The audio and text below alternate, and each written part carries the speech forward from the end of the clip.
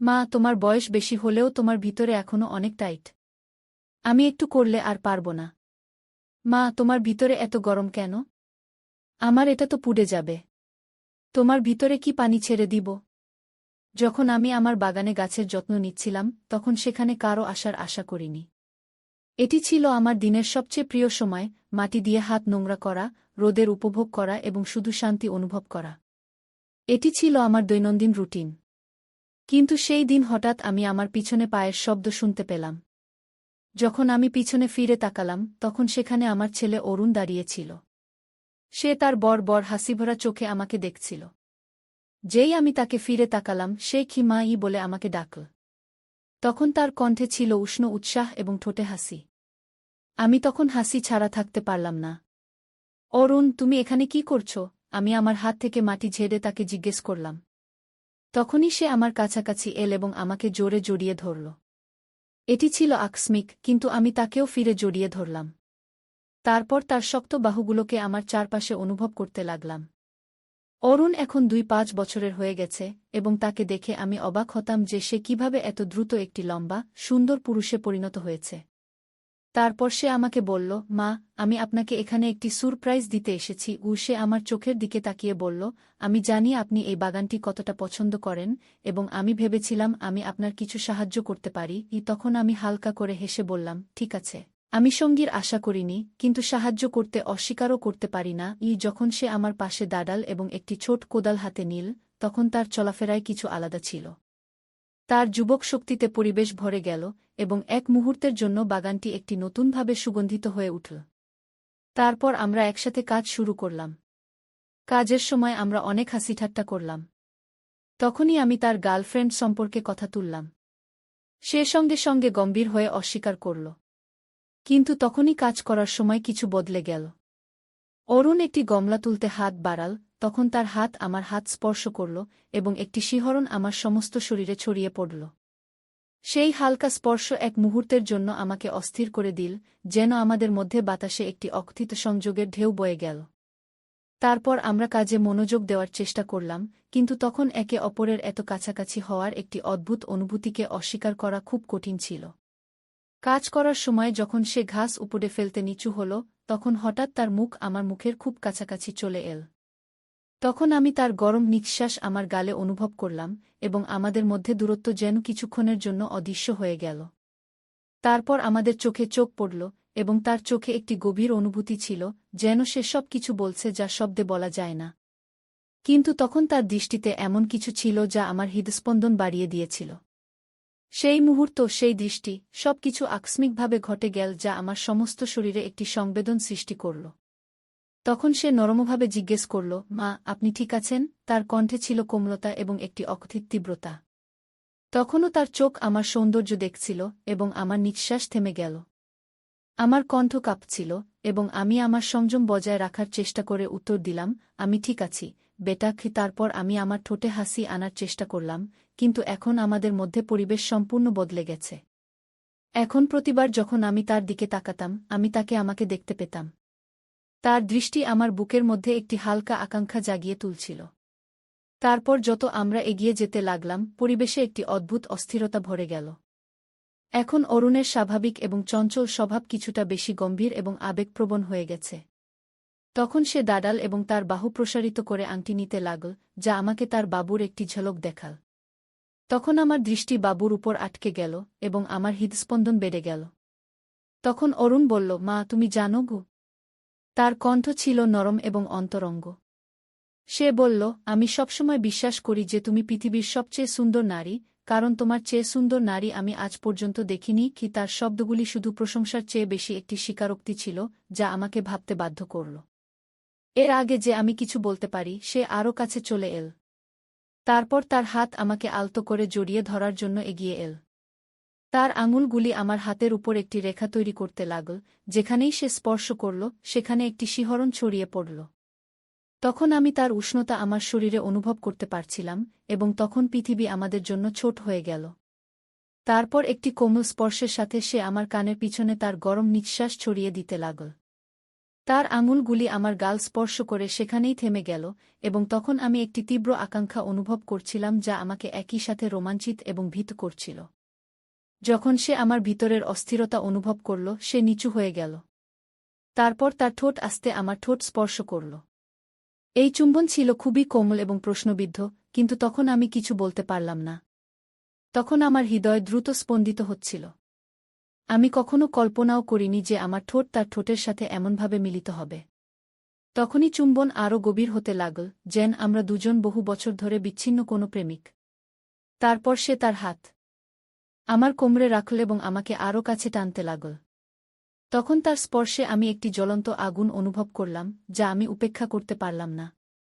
তখন আমাদের চুম্বনের মধ্যে অরুণের হাত ধীরে ধীরে আমার ব্লাউজের বোতাম খুলতে শুরু করল। এখন প্রতিটি গতি ছিল চিন্তাশীল এবং অকথিত প্রতিশ্রুতিতে পূর্ণ। তারপর যেই আমার কাপড় পরতে শুরু করল, আমি ভিতর পর্যন্ত কেঁপে উঠলাম। সেই মুহূর্তে মনে হচ্ছিল যেন আমি সম্পূর্ণ অসহায় এবং অনিরাপদ হয়ে গেছি, কিন্তু একই সাথে হৃদয়ে একটি অদ্ভুত রোমাঞ্চ উঠছিল। মনে হচ্ছিল যেন সবকিছু খুলে গেছে এবং আমি নিজেকে আগের চেয়ে আরও মজাদার অনুভব করছি।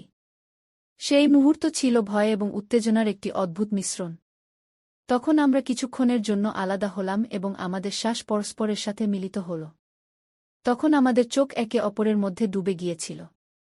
তখন অরুণ আস্তে ফিসফিস করে বলল, রাখো। তখন তার কণ্ঠে কিছু অদ্ভুত অনুভূতি ছিল। তারপর সে বলল, মা, আমি তোমাকে বলতে চেয়েছিলাম যে আমি তোমার জন্য কত গভীরভাবে অনুভব করি। কি এটি শুনে আমার হৃদয়ে একটি অদ্ভুত অস্থিরতা এবং ব্যথা উঠল। তারপর আমি ধীরে ধীরে আমার হাত উঠালাম এবং তার চোয়ালের কঠিন রেখা হালকা করে স্পর্শ করলাম। তখন তার চোখে এমন কিছু ছিল যা আমাকে আরও কাছে টানছিল। তখন আমি কিছু না বলে তার ঠোঁটের দিকে ঝুঁকে আরেকটি চুম্বন দিলাম। এই চুম্বন শুধু একটি সাধারণ অনুভূতি ছিল না, বরং আমাদের মধ্যে সেই অকথিত অনুভূতির গভীরতা দেখাচ্ছিল, যা শব্দে বলা সম্ভব ছিল না। সেই মুহূর্তে বাইরের বিশ্ব যেন কোথাও অদৃশ্য হয়ে গিয়েছিল। আমাদের চারপাশে নিস্তব্ধতা ছিল এবং মনে হচ্ছিল যেন আমরা দুজন কোনো আলাদা বিশ্বে হারিয়ে গেছি। এই মুহূর্ত শুধু আমাদের ছিল, যেখানে আমরা আমাদের সম্পর্কের সেই নতুন অনুভূতি আবিষ্কার করছিলাম, যা এখন ধীরে ধীরে আমাদের মধ্যে জাগ্রত হচ্ছিল।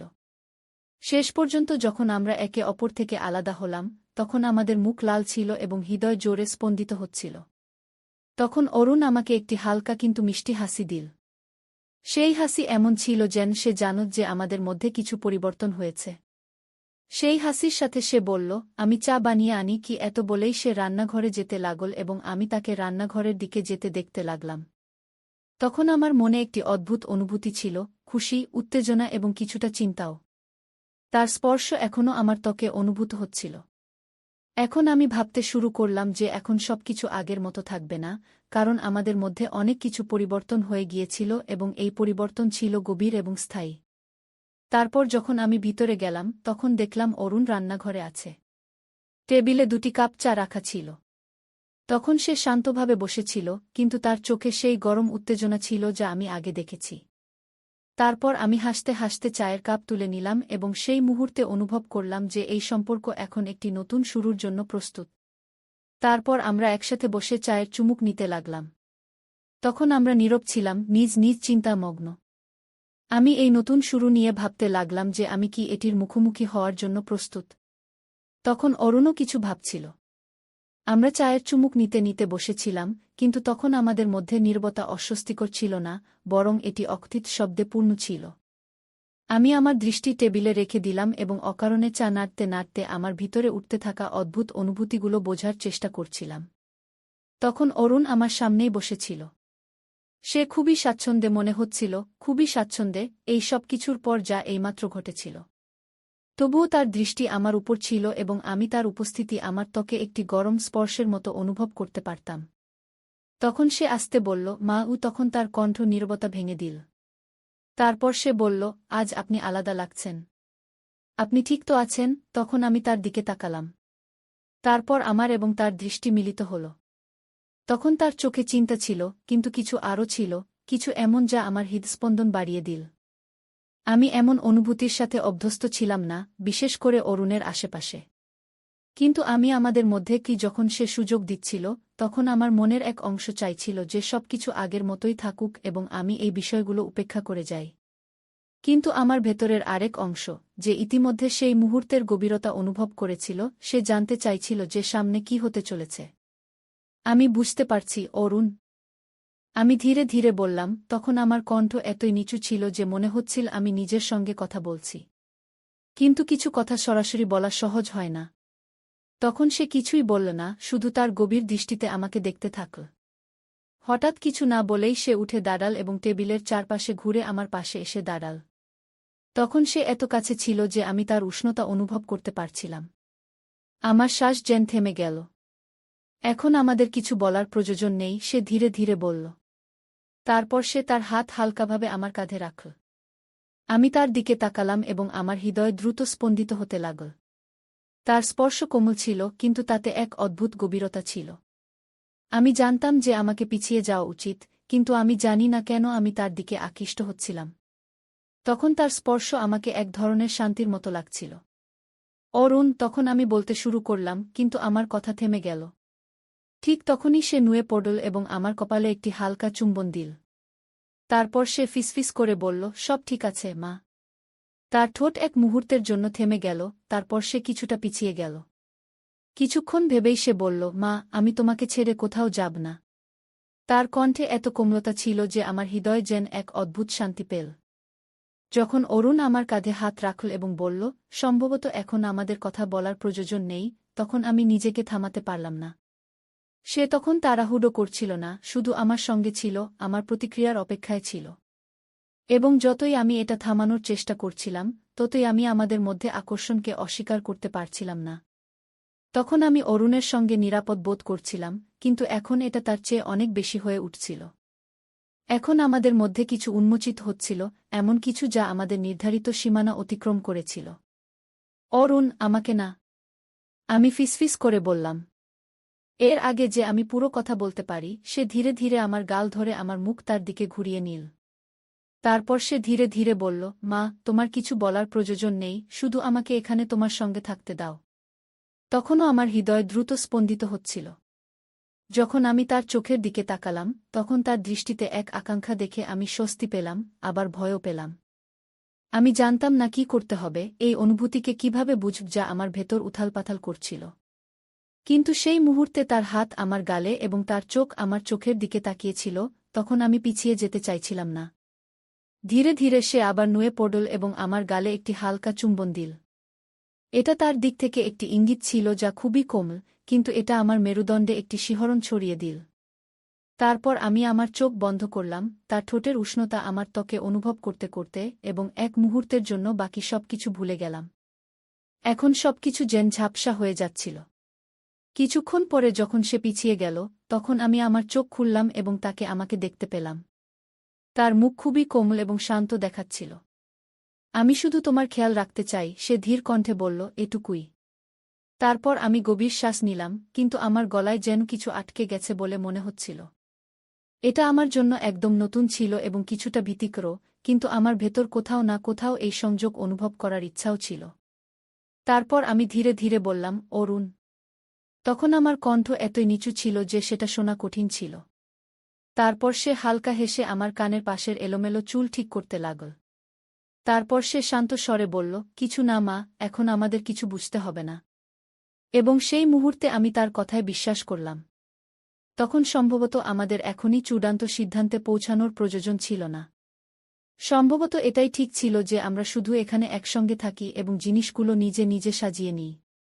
আমরা দুজন কিছুক্ষণের জন্য নিঃশব্দে বসে রইলাম, কিন্তু আমাদের মধ্যে টান এখনও অব্যাহত ছিল, তবে এখন সেটা হালকা এবং সহনীয় মনে হচ্ছিল। তখন অরুণ আমাকে আর কিছু জিজ্ঞাসা করল না এবং এর জন্য আমি মনে মনে তার কৃতজ্ঞ ছিলাম। সে আমাকে ভাবতে এবং বুঝতে সময় দিয়েছিল। কিছুক্ষণ পরে সে উঠে দাঁড়াল এবং কিছুটা টানাটানি করে বলল, তখন তার সেই পুরনো দুষ্টুমিভরা হাসি ফিরে এসেছিল। ঠিক আছে মা। তারপর সে চোখ টিপে বলল, কেমন হবে যদি আজ আমি আমাদের জন্য রান্না করি? তখন আমি তার কথায় হালকা হেসে ফেললাম। তারপর আমি বললাম, এটা তো খুব ভালো হবে। এবং তখন সত্যিই আমি কিছুটা স্বস্তি বোধ করছিলাম। তারপর সে রান্নাঘরের দিকে চলে গেল এবং আমি উঠে ঘরের দিকে গেলাম এবং শুয়ে পড়লাম। কিন্তু আমিও তখন বুঝতে পারিনি যে আমাদের মধ্যে কি চলছিল বা ভবিষ্যতে কি হবে, কিন্তু তখন আমি ধীরে ধীরে জিনিসগুলো সামলানোর জন্য প্রস্তুত ছিলাম। যা কিছু হোক, যেভাবেই হোক, আমরা একসাথে এটি সমাধান করব। এখন আমি আমার ঘরে ছিলাম, কিন্তু আমার মনে তখনও ধারণাগুলোর ঝড় বয়ে যাচ্ছিল। কিছুক্ষণ আগে যা ঘটেছিল তা সব মনে পড়ছিল। প্রতিবার যখন সে আমাকে সেইভাবে দেখত বা কিছু ছুঁয়ে যেত, তখন মনে হতো যেন আমার হৃদয়ে কিছু